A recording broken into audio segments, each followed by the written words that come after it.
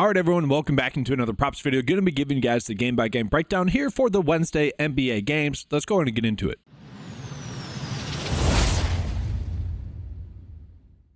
All right, guys, so we're going to go ahead and start off here with the New York versus Philly game here.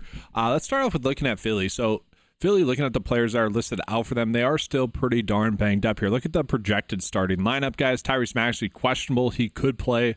Let's see the news on him. So he was ruled out for Tuesday's game.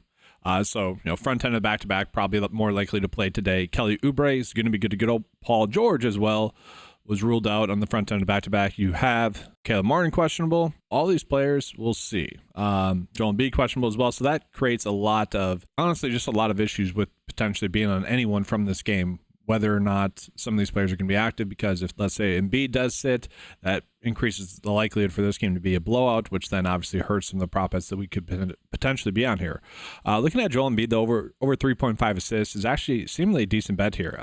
53% likelihood for this bet to hit. So we look at this bet here for Embiid, guys. We're going to notice that it is kind of checking the boxes here. Very good DVP rank. The average sportsbook line would have it at 3.5, but a 53% likelihood for that to hit.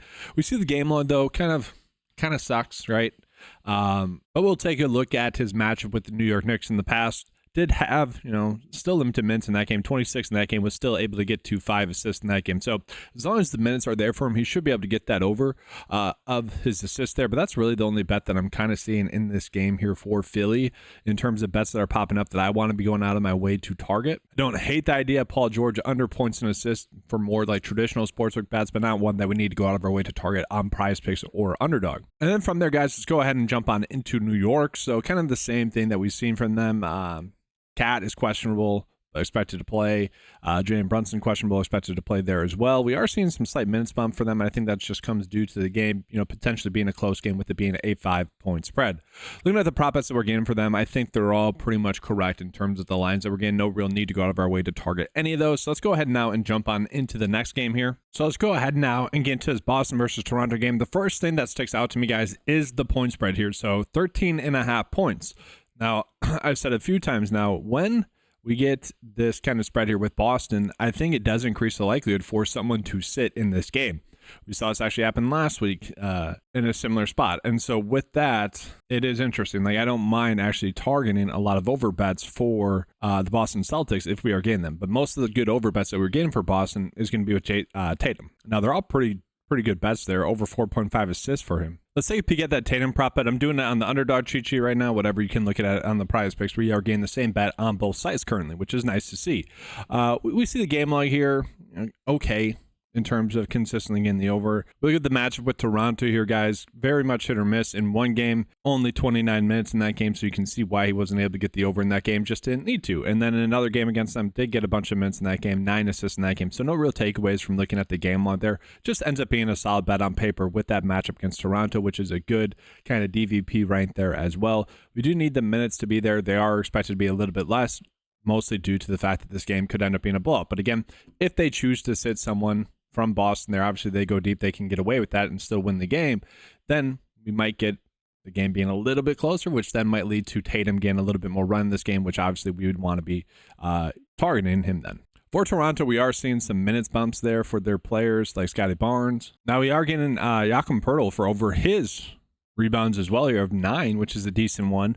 DVP wise, not terrible, about a push here with the Boston Celtics ranking 17th, so a little bit more difficult, but we see as long as the minutes are there for him, which we know with Jakob Poeltl, that's kind of the issue. We just need those minutes to be there for him, and if he does, the data points really do like him to get the over. So maybe a slight game stack here, just like Tatum over assist or Tatum over rebounds. Then we got Jakob Poeltl for over his rebounds there. Not a terrible route to go in that game. Let's go ahead now and jump on into the next game. So jumping on into this next game. So we got Atlanta versus Chicago here. Got a little bit unlucky yesterday with AO, ended up sitting on the front end of back-to-back. He's going to be playing today in the sense that Kobe White was able to get his over fantasy score. It didn't seem like it was. We were actually tracking extremely well to go 4 for 4 to start the day.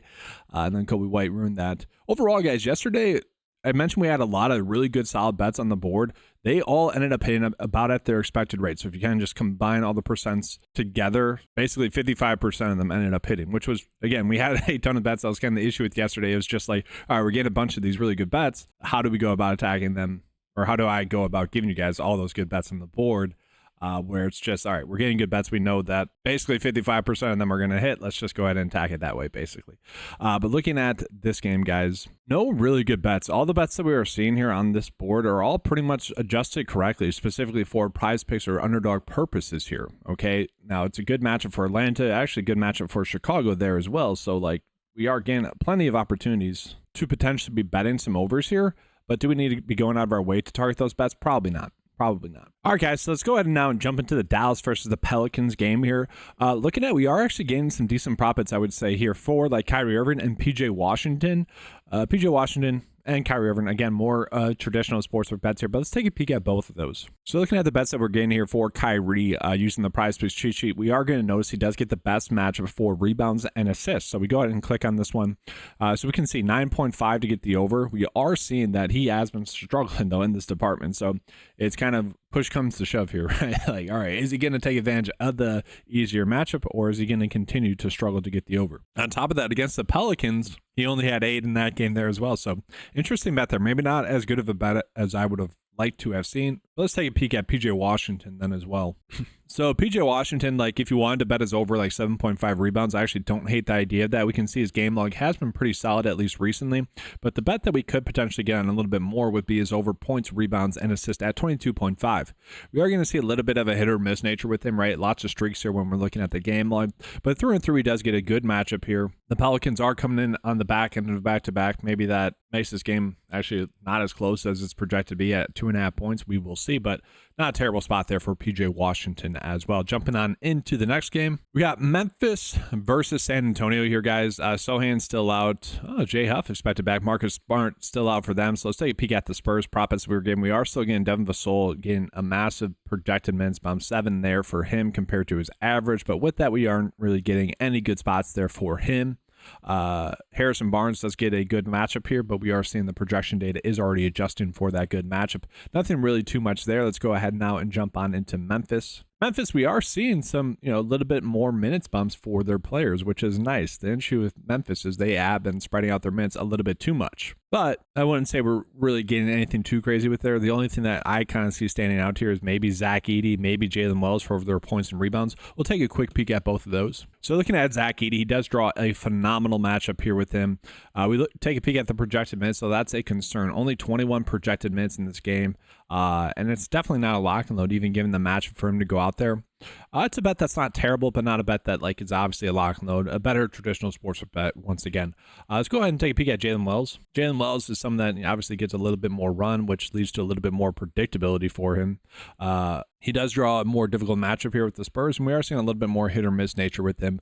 So definitely not a bet that we need to go out of our way to target here with him. Points and rebounds would be the way to go. But let's go ahead now and jump on into the next game here. We have Orlando versus Milwaukee. This was a game last week that was kind of a fun game. The Bucks won on a kind of a weird play at the end with the clock. We are still seeing Cole Anthony here is expected to see that kind of big minutes bump still with all those players out compared to the average. That makes sense. He's really the difference maker in terms of this game being close or not being close. If he's playing well, it'll be close, like his points, rebounds, and assists. I don't hate the over there. If you're maybe trying to game stack this game, you look at the per 36 production with all those players out, he does benefit a ton. Usage is up. Obviously, Ben Charo's back as well. That clearly does help as well. But Cole Anthony needs to kind of be the difference maker in this game for the most part for this game to end up being close. Looking at the bets that we're getting here for the Bucks, nothing too crazy there. I don't really see the need to go out of our way to target either of these teams here right now. It's going to be a low-scoring game. Bucks are projected to win by 6 points. Could end up being more than that as well. I don't know. It's just not a desirable spot for me.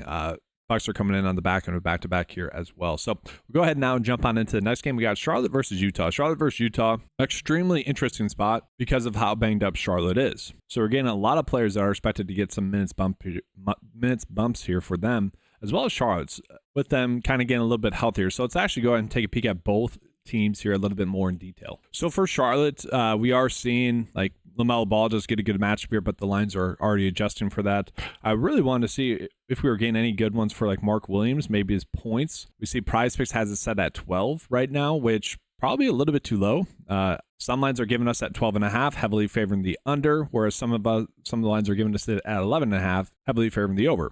So interesting line. We do see the game log here for him has been pretty darn consistent lately in terms of getting the over. He does draw a pretty solid matchup here against Utah, against Utah's backups as well. So I think I can get on board with Mark Williams to get over his points. Now, again, this is the issue with today is we're getting a lot of good sportsbook bets rather than a lot of good like PrizePicks or Underdog bets as it sits right now, which is kind of the norm. As you guys probably know by now, the best NBA bets that we get pretty much each and every day is the fantasy score prop bets. I can't always wait to give out the content for the fantasy score prop bets because, well, those videos just do not do well. They end up hurting the channel. It's a terrible balancing act. Like, I want to give you guys the best advice every single day, which is just telling you guys to bet on the fantasy score prop bets that are popping up, but we don't always get that. It's extremely annoying. Here's an interesting bet here with Keontae George. Okay, so we are seeing PrizePicks is definitely a little bit too high here. Okay, this is probably actually considered a hammer bet. Let's take a peek here. Bet tag. No, it's not. Okay, maybe just a little bit off. But Keontae George for under his points and rebounds, we see consistently speaking has not been able to get this over, which is kind of crazy there. Minutes could be a little bit lower in this game for him, actually. There are 6-point dogs in this game, which could lead to him getting less minutes. Interesting there. You know, I was actually thinking we'd be getting better prop bets. Maybe throughout the day we'll get some better prop bets, like Isaiah Collier is someone I want to see. Walker Kessler as well, like draws a decent matchup here. I think we could potentially get his over rebounds as a bet, like 12. This one's one that probably has a good chance to be a push there, but not one that we need to go out of our way to target. So again, guys, jumping on into the next game, we got a few more games here. Houston versus Denver. Interesting line here for Christian Braun here, where the average sportsbook line heavily likes the under here for 10.5 points. That's a little bit due to the less minutes that he's projected to get in this game. I understand that.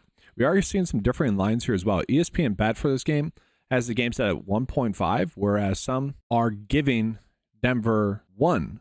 So that's a big point spread there, point difference there for Denver. Favored to win by 1.5 points on ESPN bet, and most other books are saying they're 1-point dogs. Very decent edges there. This is becoming more of a good traditional sportsbook day betting wise here in the NBA. And like Christian Braun for over his points, I think that's actually a good traditional sportsbook bet there as well. Like, you can get him over 10.5 points at plus 100.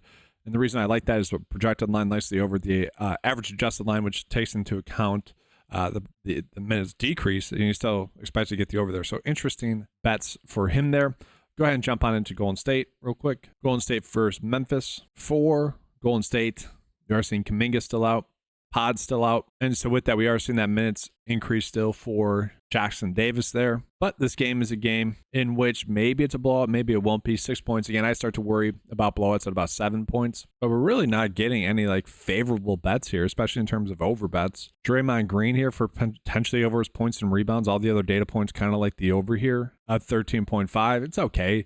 Not a bet that we need to go out of our way to target. Looking at Minnesota, they are pretty much good to go. We are seeing Dante DiVincenzo especially get a little bit more run in this game. One of the better bets that we have here is Jaden McDaniels to get over his rebounds here, but nothing too crazy. 52% likely to hit. Not a bet that I feel like we need to go out of our way to target. I actually want to take a peek at Anthony Edwards against Golden State. I feel like he's had good games against them, but that might just be something that I'm remembering strange in my head. Yeah, so looking at his last few matchups here against Golden State here, one game did not get the over, 19 points in that game, but then 27 and 30. So kind of hit or miss there. We do see it is a pretty good, I shouldn't say good spot for him, but a decent spot. Kind of worry about the projection data being a little bit lower. And looking at like the rebounds, the data actually kind of likes the under rebounds for him in this spot here as well. Actually, let's take another peek at that one against Golden State. So in 2 out of 3 games, he's actually gotten the under rebounds there. So interesting lines there for Anthony Edwards, but not nearly as drastic as I had kind of made up in my mind there.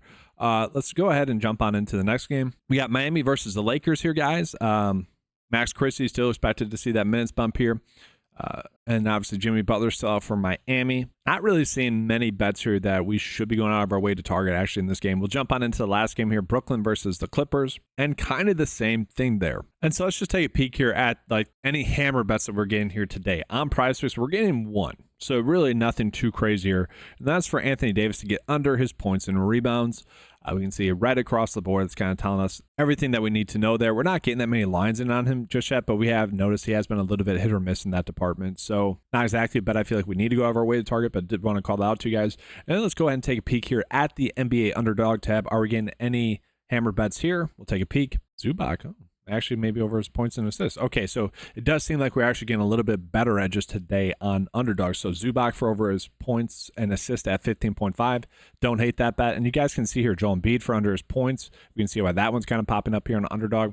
A lot of decent edges here. Nothing too crazy for Underdog there as well. So with that, guys, again, if you guys want access to this tool, make sure to head on over to 9to5sports.com. Get access to all these tools for just $10 a month. Insane value. Head on over to 9to5sports.com to get access to that, guys. We are doing fantasy golf coverage here as well. That's going to be included in your 9to5 membership. Get access to all the fantasy golf tools as well. Again, insane value, guys, gives you access to all the tools available on the website, as well as access to the 9to5 Discord chat.